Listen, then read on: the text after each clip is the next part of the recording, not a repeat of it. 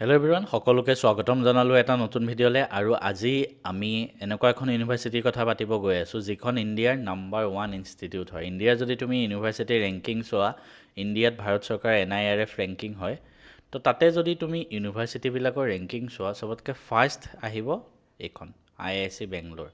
ঠিক আছে, তো ইয়াত কেনেকৈ পঢ়িব পাৰি, কাৰণ এটা কথা, ইয়াৰ পৰা পাছ কৰি কোন কিমান ডাঙৰ মানুহ হৈছে এই ভিডিঅ'টোত জানিবা। আৰু ছেকেণ্ড কথা, ইমান ইজি নহয় কিন্তু ইয়াত পঢ়িব পোৱাটোৱে এটা ভাগ্যৰ কথা।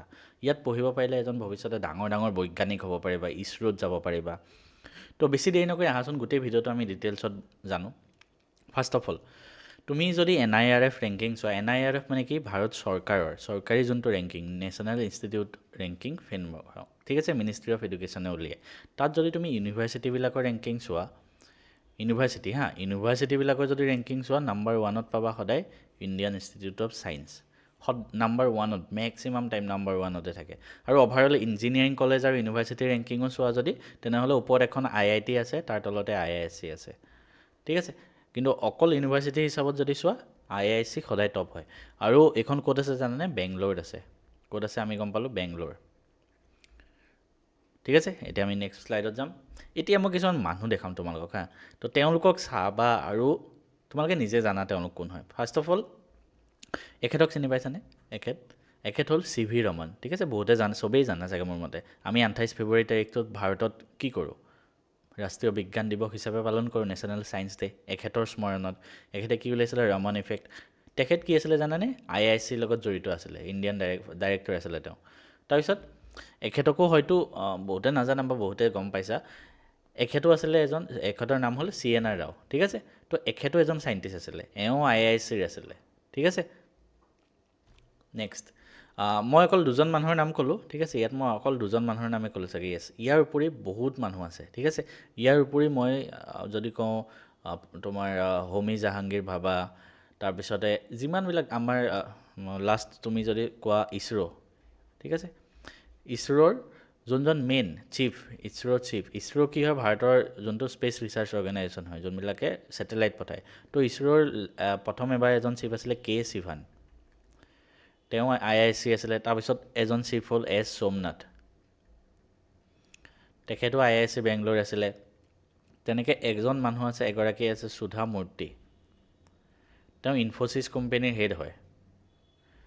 ঠিক আছে, তো তেওঁ IISc বেংগলোৰ হয়। তো তুমি যদি চাইণ্টিষ্ট হ'ব বিচাৰা ভৱিষ্যতে, IIScৰ পৰা পাছ কৰিব পাৰা। এতিয়া IIScত কি পঢ়িব পাৰি? ঠিক আছে, সেইটোও এটা ডাঙৰ কথা, কি পঢ়িব পাৰি। IIScত তুমি হয়তো গ্ৰেজুৱেশ্যন লেভেলত যাব পাৰা বা মাষ্টাৰ্ছ লেভেলতো কিছুমান প্ৰগ্ৰেমত যাব পাৰি, যোনটোৰ কাৰণে তুমি গেট দিব লাগিব। কিন্তু বৰ্তমান যিহেতু হাই ছেকেণ্ডেৰী ষ্টুডেণ্ট তোমালোকে, তো গ্ৰেজুৱেশ্যন লেভেলত যাব পাৰিবা। আমি যেনেকৈ BSc পঢ়োঁ, তাত সেইটো বেচেলৰ অফ ছায়েন্স ইয়াতো আছে, ইয়াত খালি এইটো BS বুলি কোৱা হয়। ঠিক আছে, BS MS আমি যেনেকৈ IISrতো শিকিছিলোঁ। তো ইয়াতে ৰিচাৰ্চ ফিল্ডত অকল ৰিচাৰ্চ কৰিবৰ কাৰণে। ঠিক আছে, IIScত পঢ়ি তুমি ভৱিষ্যতে ডাঙৰ ডাঙৰ চাইণ্টিষ্ট হ'ব পাৰিবা। তো তাৰ কাৰণে ইয়াতে চবে পঢ়িব যায়। কিন্তু ইয়াত পঢ়িব পোৱাটো এটা ডাঙৰ কথা, মানে বহুত টান হয় ইয়াত। কেনেকৈ পাব পাৰি সেইটোও ক'ম। তো ইয়াতে কি কৈছে, ইয়াতে বেচেলৰ অফ ছায়েন্স আছে। কি কি ডিচিপ্লিনত আছে? Physics, chemistry, maths, biology and earth and environmental science. এই 5টা ফিল্ডত তুমি ৰিচাৰ্চ কৰিব পাৰা গ্ৰেজুৱেশ্যনত। ইলিজিবিলিটি কি হ'ব? তুমি IIScত পঢ়িবৰ কাৰণে কি ইলিজিবিলিটি লাগিব চোৱা। Candidate must have studied physics, chemistry and maths as main subject. অৰ্থাৎ বহুতে কয় ন আমি বায়'লজি ল'ম, তুমি ফিজিক্স, কেমেষ্ট্ৰি, মেথছ থাকিব লাগিব। কিন্তু ইয়াত ডাইৰেক্টলি লিখা আছে PCM। তুমি IIScত পঢ়িবৰ কাৰণে PCM মাষ্ট থাকিবই লাগিব, বায়'লজি থাকক নাথাকক। নেক্সট কি হ'ব তোমাৰ?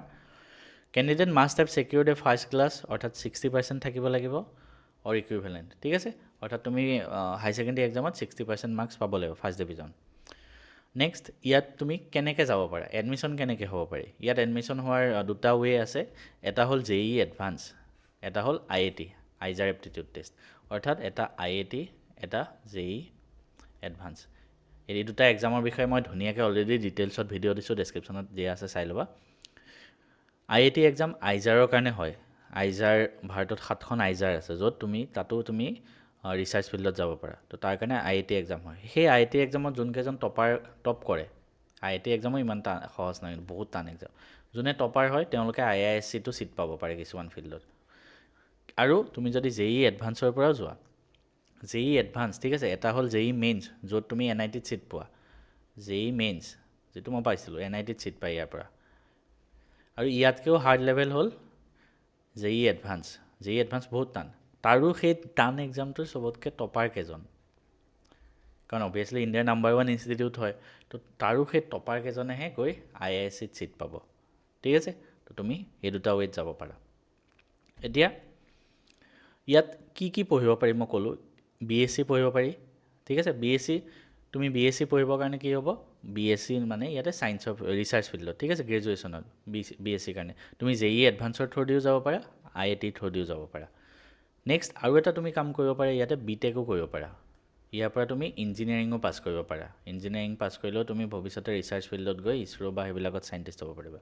তো ইয়াতে BTechত কি কি ডিপাৰ্টমেণ্ট আছে চোৱা, aerospace engineering, material science and engineering, mathematics and computing, mechanics and computing, 4টা, ঠিক আছে। নৰ্মেলি যেনেকৈ কম্পিউটাৰ ছায়েন্স, ইলেক্ট্ৰনিক্স তেনেকৈ নাই ইয়াত ৰিচাৰ্চ ফিল্ডৰে আছে BTech। আৰু BTechত যাবৰ বাবে তুমি কি হ'ব লাগিব, BTechত যোৱাৰ অনলি ৱে ইজ জেই এডভান্স। অভিয়াছলি তুমি ইঞ্জিনিয়াৰিং পঢ়িবৰ কাৰণে জেই এডভান্স পাছ কৰাই হ'ব লাগিব। তুমি যদি জেই এডভান্স আৰু IIT দুইটাৰে টপাৰ কেইজন, তেওঁলোকে BSc পঢ়িব পাৰে, মানে গ্ৰেজুৱেশ্যন ৰিচাৰ্চ ফিল্ডত। তুমি যদি ইঞ্জিনিয়াৰিঙত যাব বিচাৰা IISCত, দেন অনলি ৱে ইজ জেই এডভান্স। IIT দি পেলাই ইঞ্জিনিয়াৰিঙত নহ'ব মানে, ঠিক আছে। তো জেই এডভান্সত যোন টপাৰ কেইজন হয়, তেওঁলোকে এইকেইটা ফিল্ডত ইয়াতে BTech কৰিব পাৰে। এতিয়া মই এনুৱেল ফিজটো দেখাই দিছোঁ, কিন্তু এটা কথা মনত ৰাখিবা, ইয়াত সোমালে তোমালোকে পাৰ মান্থ চাগে 5,000 নে কিমানকৈ স্কলাৰশ্বিপ পায় ভাৰত চৰকাৰৰ পৰা। ইয়াৰ উপৰি আৰু বহুত কিবা কিবি স্কলাৰশ্বিপ পায়। ইয়াতে এনুৱেল ফিজটো চাব পাৰা তোমালোকে কিমান হয়, SC ST PWDৰ কাৰণে কিমান হয়। কিন্তু ইয়াতে 5,000 পাৰ মান্থ নে কিবা এটা আছিলে, মই পাহৰিছোঁ একজেক্ট এমাউণ্টটো, মানে তোমাৰ এইখিনি মেকআপ হৈ যায় মানে, ঠিক আছে। এনুৱেল ফিজটো মেকআপ হৈ যায়। স্কলাৰশ্বিপ আৰু পাই চাগে কিবা, মই একজেক্টলি স্কলাৰশ্বিপ এমাউণ্টটো মানে মই পাহৰিছোঁ, তোমালোকক মই পিছত বাৰু ক'ম কেতিয়াবা। কিন্তু তুমি এটা কথা মনত ৰাখা, এই ফিজটো তুমি মানে স্কলাৰশ্বিপৰ পৰা কভাৰ আপ কৰি ল'ব পাৰিবা অলমষ্ট। তো ইমানেই আছিলে ভিডিঅ'টো। এতিয়া যোন দুটা এক্সাম হয়, IIT এটা এক্সাম, এটা জেই এডভান্স, এইবিলাক এক্সামৰ বিষয়ে মই অলৰেডি ডিটেইলছত ভিডিঅ' দিয়া আছে। এই এক্সামবিলাকত কেনেকুৱা পেটাৰ্ণ আহে, কি চিলেবাছ হয়, তো গোটেইখিনি মই দিয়া আছে। ডেছক্ৰিপশ্যনত ভিডিঅ'টো লিংক দি থৈ দিম, তাৰ পৰা গৈ তোমালোকে সেইকেইটা এক্সাম পেটাৰ্ণ চাই ল'বা, ঠিক আছে। তো ভিডিঅ'টো ইমানতে আছিলে, শেষ কৰিছোঁ। নেক্সট ভিডিঅ'ত লগ পাই আছোঁ।